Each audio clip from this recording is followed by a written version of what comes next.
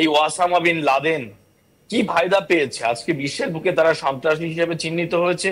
একটি সুন্দর দেশকে তারা একটি জঙ্গি রাষ্ট্রে পরিণত করেছে এই পাকিস্তানের খপ্পরে পড়ে, এই আমেরিকার খপ্পরে পড়ে।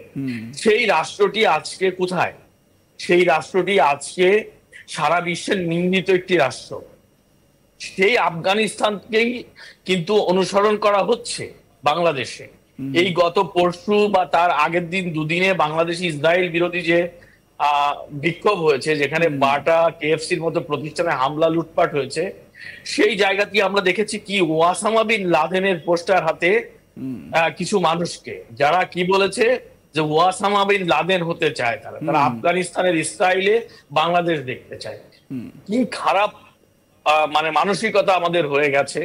কি বিপদের মধ্যে আমরা নিজেদেরকে টেনে নিচ্ছি যে আমরা আফগানিস্তানকে অনুসরণ করছি। আজকে আমরা ওয়াসামা বিন লাদেনের মতো বিশ্ব সন্ত্রাসীকে আমরা করছি। দেখুন, ভারতবর্ষও কিন্তু ফিলিস্তিনির উপরে ইসরায়েলের, ফিলিস্তিনি নিরপরাধ মানুষের উপর ইসরায়েলের হামলার নিন্দা করেছে।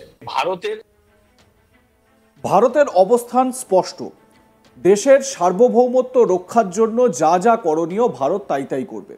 যদিও অন্য কোনো দেশের বা প্রতিবেশী কোনো দেশের যে সার্বভৌমত্ব, সেই সার্বভৌমত্বে ভারত হাত দিতে যাবে না। ভারতের ইতিহাস বলছে ভারত আগে কখনো কোনো দেশকে আক্রমণ করেনি। কিন্তু হ্যাঁ, 2014 পরবর্তী পরিস্থিতিতে একটা নতুন ভারত লক্ষ্য করা যাচ্ছে।